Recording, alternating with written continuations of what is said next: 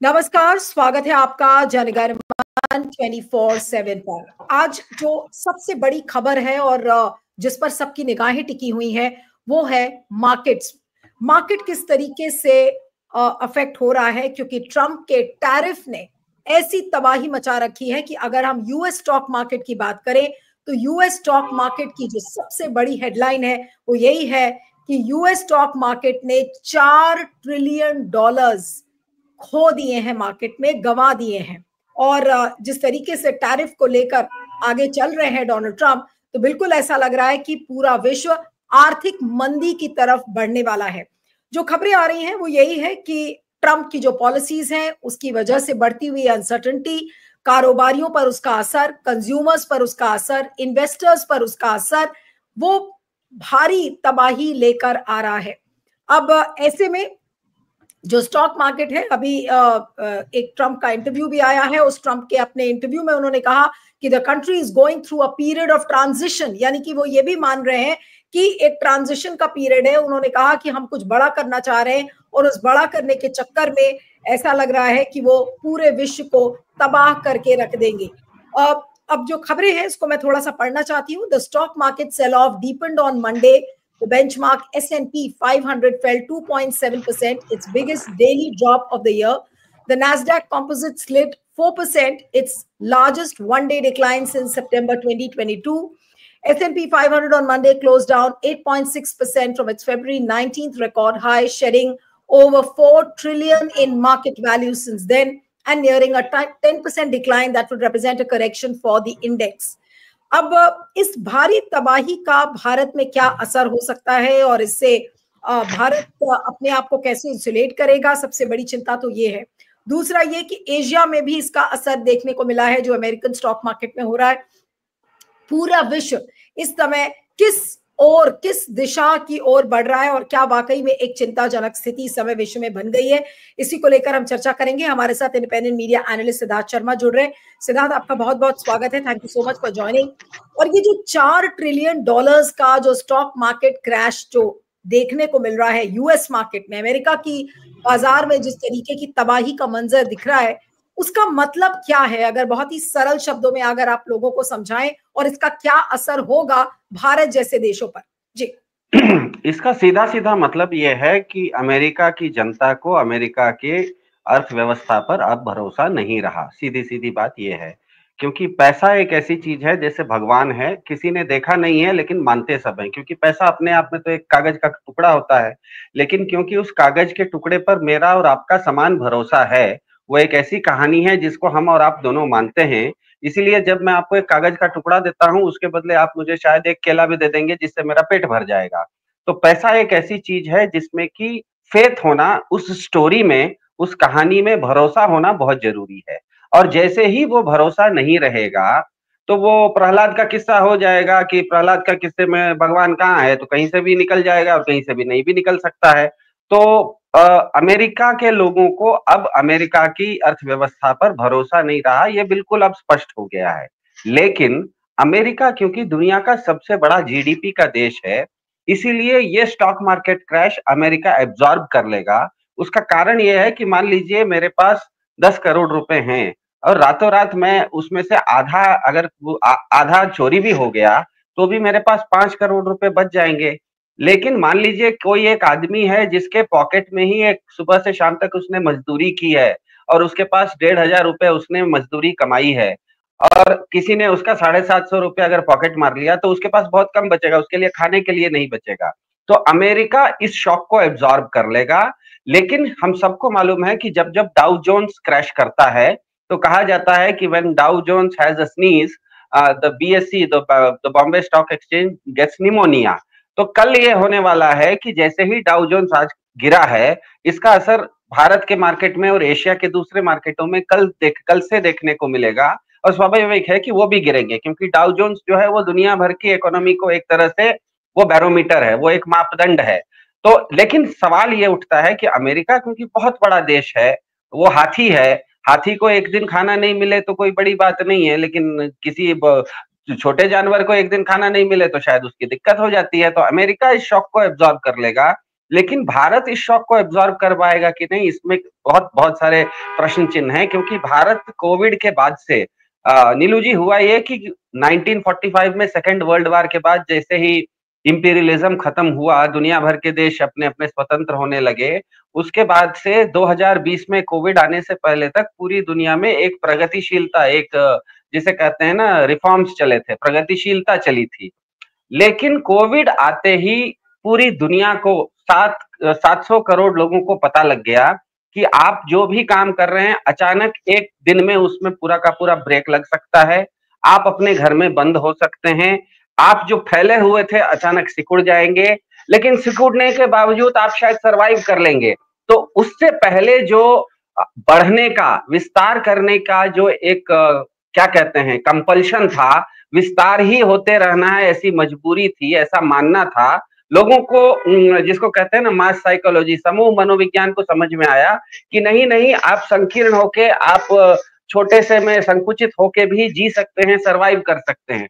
इसका सबसे बड़ा प्रमाण भारत में यह है कि 2017-18 में जिस समय कोविड नहीं था, उस समय भारत का सिर्फ 44%, 44% भारत की जो जनता थी वो कृषि में थी, मतलब फार्मिंग में थी, मतलब एग्रीकल्चर में थी। लेकिन आज के डेट में कोविड होने के बाद 46% भारत की जनता एग्रीकल्चर में है, मतलब वो फार्मिंग में है, मतलब वो कृषि में है। इसका मतलब यह है कि कोविड के समय हमने जो देखा, लाखों लोग पैदल घर वापस जाते हुए सड़कों पे, सिर्फ उसमें गरीब लोग नहीं गए, बेंगलोर में काफी सारे सॉफ्टवेयर इंजीनियर्स भी घर की तरफ भागे थे, हमें याद है, लेकिन वो लोग वापस आ गए। लेकिन नेट नेट हुआ यह है कि भारत की 2% जनता कोविड के पहले जो शहरों में थी वो कोविड के बाद गांव में आ गई है।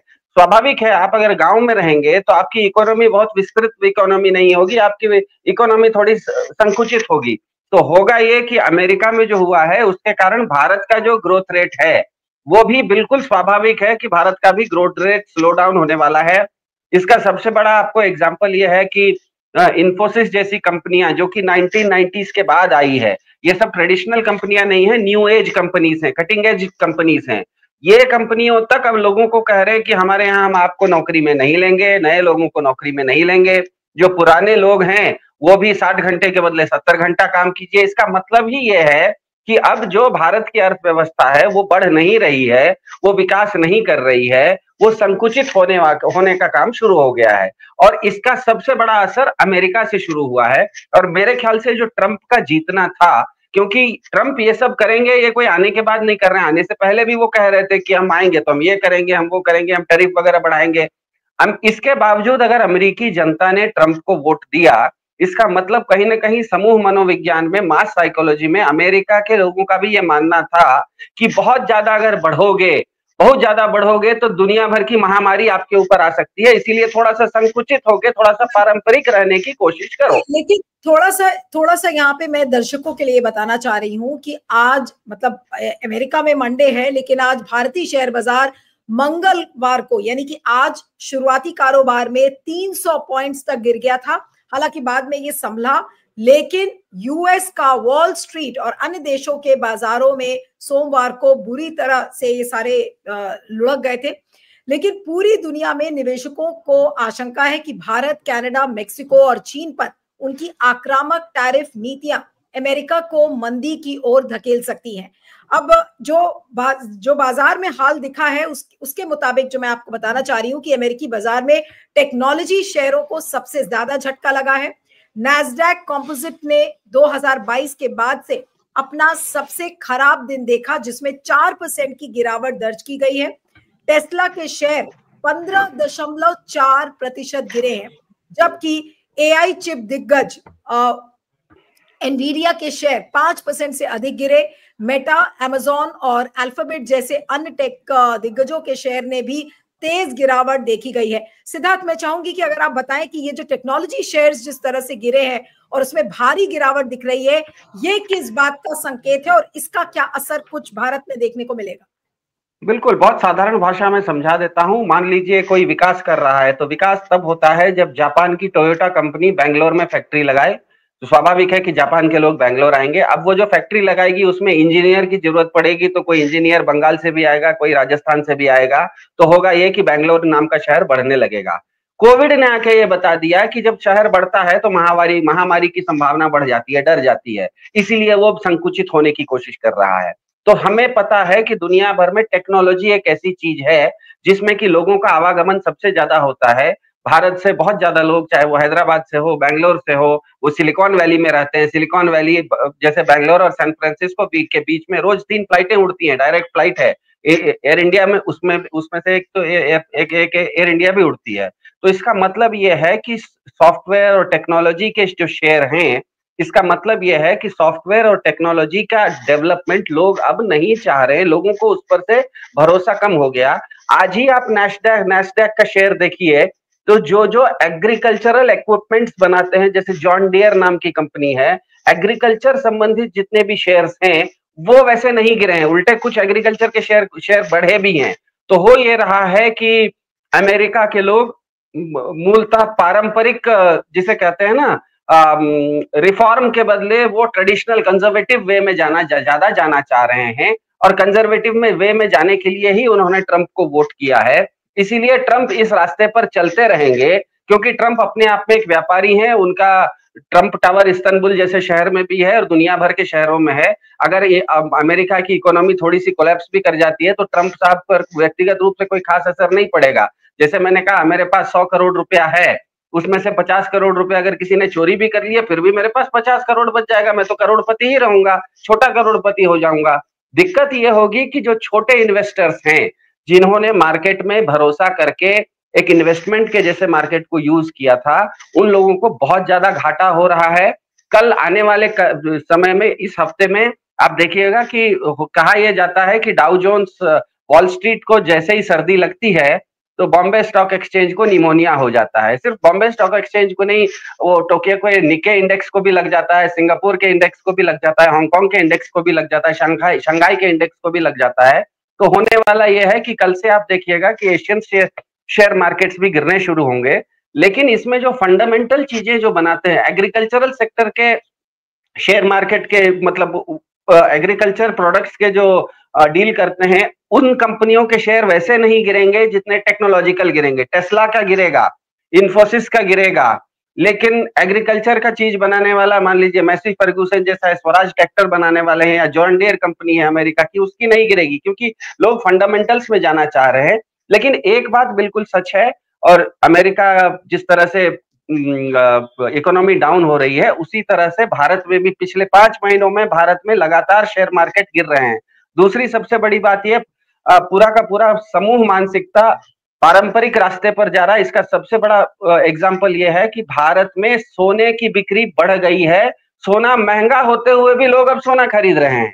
आश्चर्य यह कि सोना महंगा है, भारत में आज सोना 82,000 रुपए में मिल रहा है, जबकि वही सोना अमेरिका में 72,000 रुपए में मिल रहा है। इसका मतलब भारत में सोना महंगा है, लेकिन इसके बावजूद लोग शेयर मार्केट में लगाने के बदले या कोई नया बिजनेस शुरू करने के बदले लोग सोना खरीद रहे हैं। महंगा सोना है, चलो भैया, मेरे इस महीने 10 ग्राम के बदले 8 ही ग्राम मिले तो कोई बात नहीं, लेकिन सोना खरीदने का मतलब है कि लोगों को अर्थव्यवस्था पर भरोसा अब नहीं रहा। महंगा, सस्ता सोना लोग खरीदे तब तो समझ में आता है, लेकिन सोना महंगा होते हुए भी अगर लोग सोना खरीद रहे हैं, इसका सीधा मतलब है कि लोगों को अर्थव्यवस्था पर विश्वास नहीं है। उनको एक ऐसी कोई ठोस चीज चाहिए, क्योंकि अर्थव्यवस्था इज पैसा। पैसा, जैसे मैंने कहा कि वो फेथ की बात है, वो तो एक कागज है। वो, क्योंकि वो पैसा का मूल्य है, ऐसा मैं भी मानता हूं, आप भी मानते हैं, हम दोनों मानते हैं, लेकिन सोना वैसी चीज नहीं है। सिद्धार्थ, लेकिन जिस तरीके का एक्सप्लेनेशन डोनाल्ड ट्रंप ने दिया है, उनका फॉक्स न्यूज के साथ एक इंटरव्यू था जिसमें उन्होंने ये कहा कि जो व्यापार नीतियों का उन्होंने बचाव किया एक तरीके से, और कहा कि ये एक संक्रमण काल है, हम अमेरिका में धन वापस ला रहे हैं। हालांकि जो आर्थिक विश्लेषक हैं उन्होंने चेतावनी दे दी है कि जो बढ़ते टैरिफ हैं उससे महंगाई बढ़ सकती है, विकास धीमा पड़ सकता है। और एक निवेश प्रबंधक रेचल विंटर ने तो बीबीसी को यह भी बता दिया कि ट्रंप जो टैरिफ लगा रहे हैं उससे महंगाई बढ़ना अनिवार्य है। तो ये ट्रंप किस तरीके की सफाई दे रहे हैं, और क्या ये भारत जैसे देशों को, मोदी जी को क्या दिख नहीं रही है ये चीजें? मेरे ख्याल से नहीं दिख रही है, क्योंकि ट्रंप साहब ने, एक रॉबर्ट माल्थस करके हुए थे 1798 में, इंग्लैंड के बहुत बड़े इकोनॉमिस्ट, उनकी एक माल्थुसियन थियरी कही जाती है, कोई भी गूगल सर्च करके देख ले। उनका कहना है कि वस्तुएं हमेशा बढ़ती हैं 2, 4, 8, 16, 32, 2, 4, 8, 16, 32 के अनुपात में। लेकिन जनसंख्या हमेशा बढ़ती है 2, 4, 4 के बाद 16, 16 के बाद 16 इंटू 16, 256 के। तो कभी भी वस्तुएं जनसंख्या से कंपीट नहीं कर पाती, हमेशा जनसंख्या वस्तुओं से ज्यादा रहती है। इसीलिए प्रकृति का नियम है कि जब जनसंख्या और वस्तुओं के बीच में तुलना खराब होने लगे, तो या तो युद्ध होते हैं, या तो महामारी होती है, या तो प्राकृतिक विपदाएं आती है।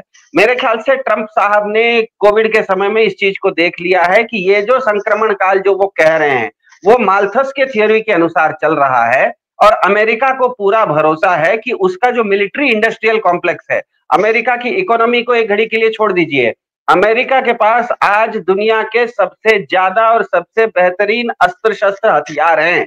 तो ये जब स्थिति आएगी, तो मेरे ख्याल से ट्रंप को लग रहा है कि आने वाले समय में माल्थुसियन थियरी वर्कआउट होने वाली है। दुनिया भर में कोविड तो हमने देख लिया, महामारी देख ली, युद्ध बढ़ने वाले हैं, नेचुरल डिजास्टर्स बढ़ने वाले हैं, युद्ध बढ़ रहे हैं। ये हम देख रहे हैं, हमास का इजराइल के साथ युद्ध बढ़ रहा है, हम देख रहे हैं कि रशिया और यूक्रेन का युद्ध बढ़ रहा है, रोज धमकियां मिल रही हैं ईरान में युद्ध होने की। तो मेरे ख्याल से ट्रंप साहब को लगता है कि इकोनॉमी अपने जगह पर है, लेकिन युद्ध होने की स्थिति बिल्कुल स्पष्ट है। और वैसी स्थिति में अमेरिका के पास, क्योंकि दुनिया के सबसे अच्छे हथियार हैं, वो मार्केट उस समय अमेरिका के लिए खुलेगा। और मेरे ख्याल से ट्रंप साहब को उस चीज से, मतलब वो उस थियरी को लेके चल रहे हैं। मैं ये नहीं कह रहा हूं कि वो थियरी वर्कआउट करेगी, लेकिन मेरे ख्याल से ट्रंप साहब ट्रेडिशनल इकोनॉमिक, जो आप मेन स्ट्रीम इकोनॉमी है, मेन स्ट्रीम इकोनॉमी से हटके उनकी एक इकोनॉमिक थ्योरी है, वो थ्योरी माल्थुसियन थ्योरी से ज्यादा मैच करती है।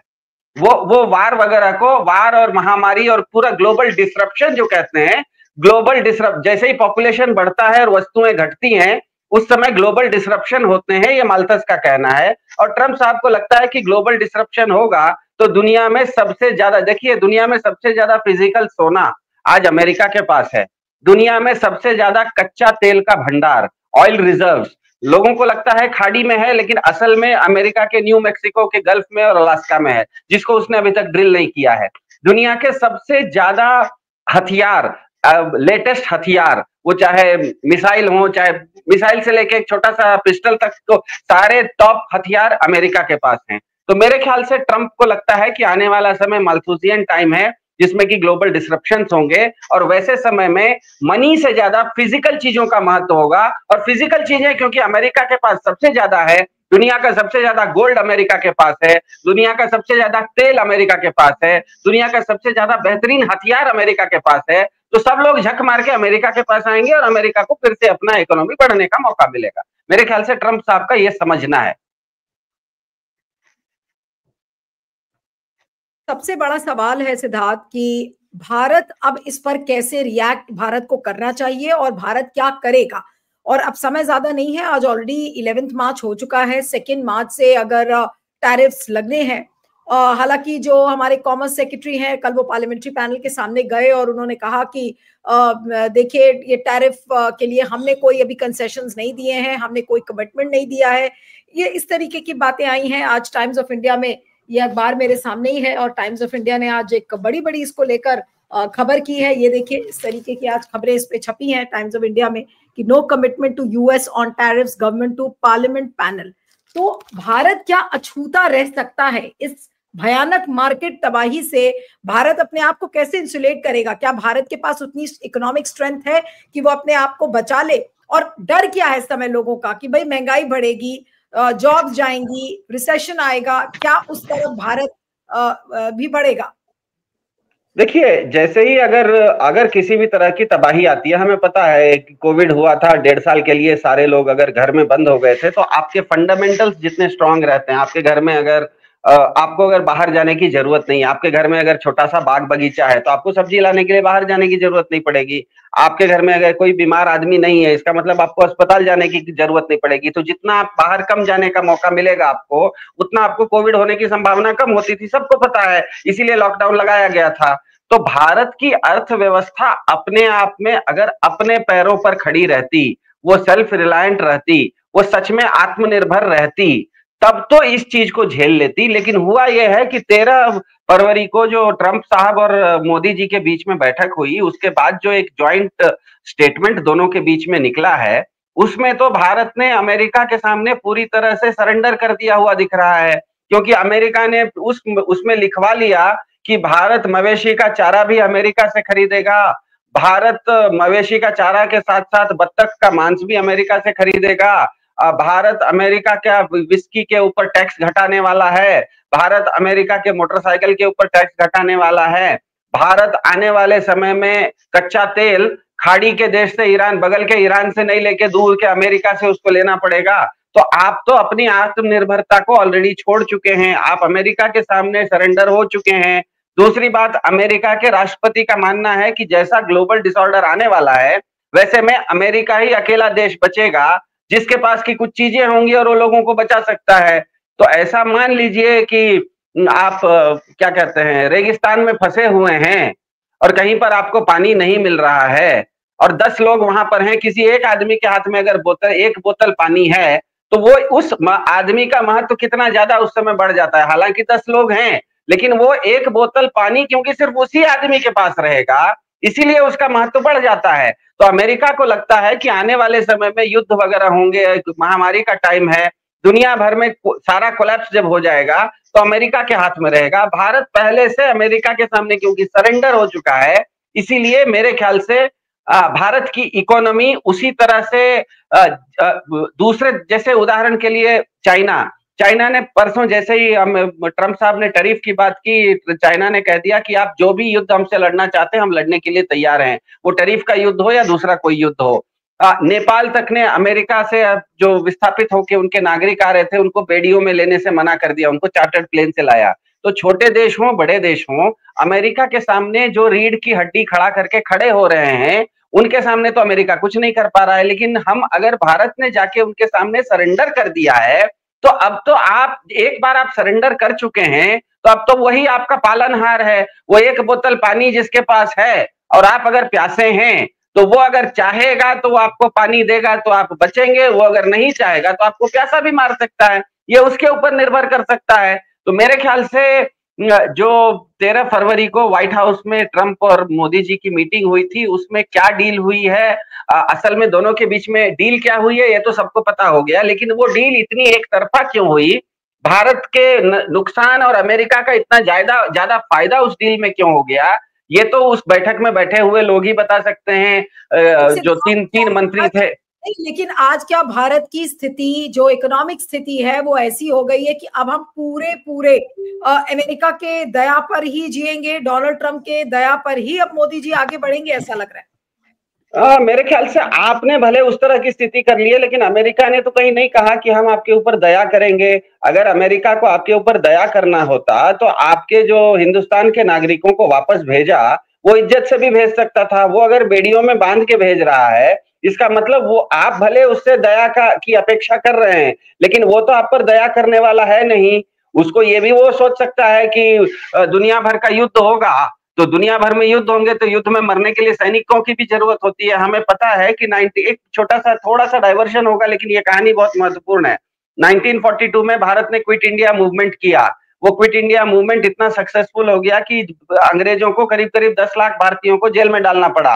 अंग्रेजों को उसी समय पता लग गया कि उनको भारत छोड़ के जाना है। उन्होंने केवल भारत के नेताओं से ये कहा कि द्वितीय विश्व युद्ध चल रहा है, हिटलर से हमें लड़ना है, तो कृपा करके हिटलर के साथ युद्ध खत्म हो जाए, उसके बाद भारत की आजादी देंगे। तो 1942 में अंग्रेज मान चुके थे कि हम भारत छोड़ेंगे, लेकिन हिटलर से लड़ने के लिए क्योंकि उनको सैनिकों की जरूरत थी, और वो सैनिक अंग्रेज नहीं होके भारतीय सैनिक होते थे, तो द्वितीय विश्व युद्ध में भारतीय सैनिक मरे हैं, अंग्रेजों की सेना के लिए भारत के सैनिक मरे हैं हिटलर के सामने। तो अगर ट्रंप का ये मानना है कि आने वाले समय में दुनिया भर में युद्ध फैलने वाले हैं, कई देशों के साथ एक दूसरे के युद्ध होंगे, उसमें अमेरिका का भी तो युद्ध हो सकता है किसी के साथ, तो वैसे समय में अमेरिका को चाहिए लोग, अमेरिका को चाहिए boots on the ground, America को चाहिए सैनिक जो बलिदान दे सके, जो शहीद हो सके, जिसे कहते हैं चढ़ जा बेटा सूली पर भला करेगा राम, जिसे कहते हैं बलि का बकरा। उनको बलि का बकरा चाहिए। हमें पता है 1991 में जिस समय ऑपरेशन डेजर्ट स्टॉर्म हुआ था, उस समय जब अमेरिका सद्दाम हुसैन पे हमला किया तो दुनिया भर से उन्होंने सैनिकों को बुला लिया था। वो उसमें कनाडा के भी सैनिक थे, ऑस्ट्रेलिया के भी सैनिक थे।